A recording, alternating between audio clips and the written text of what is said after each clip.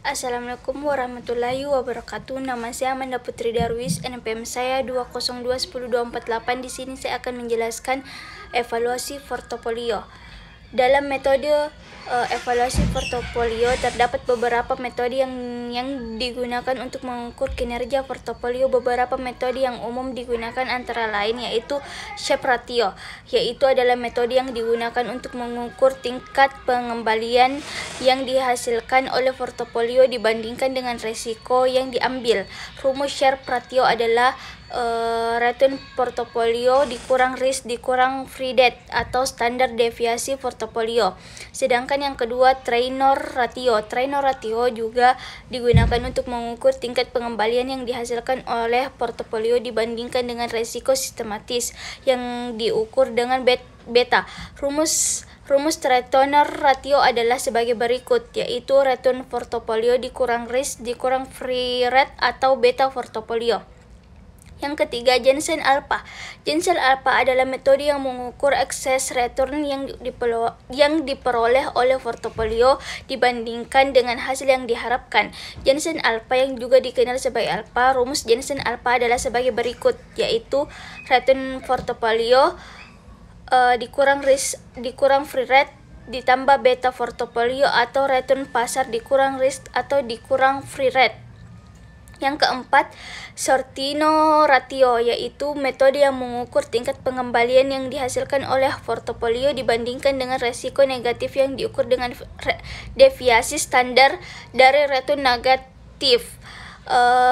Rumusnya yaitu return portofolio dikurang risk dikurang free rate atau deviasi standar return negatif. Yang kelima, Information ratio adalah metode yang mengukur kemampuan manajer investasi dalam menghasilkan excess return dibandingkan dengan return index acuan. Rumusnya yaitu return portofolio dikurang return index acuan atau tracking error.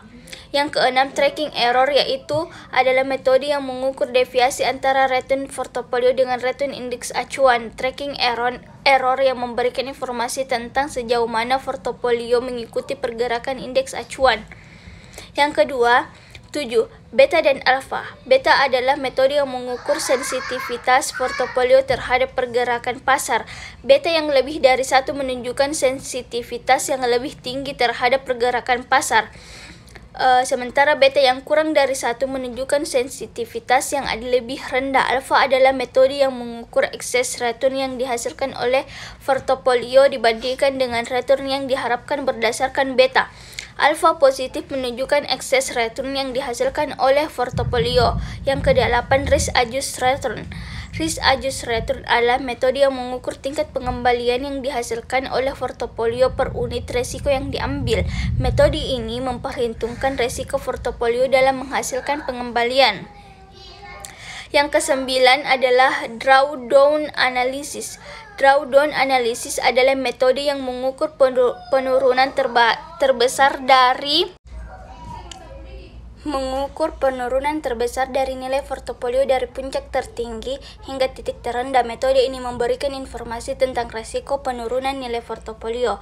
Yang ke-10, DCF valuation adalah metode yang mengukur nilai intrinsik suatu aset berdasarkan arus kas yang diharapkan di masa depan. Metode ini digunakan untuk menilai nilai portofolio dengan memperhitungkan arus kas yang dihasilkan oleh aset-aset dalamnya.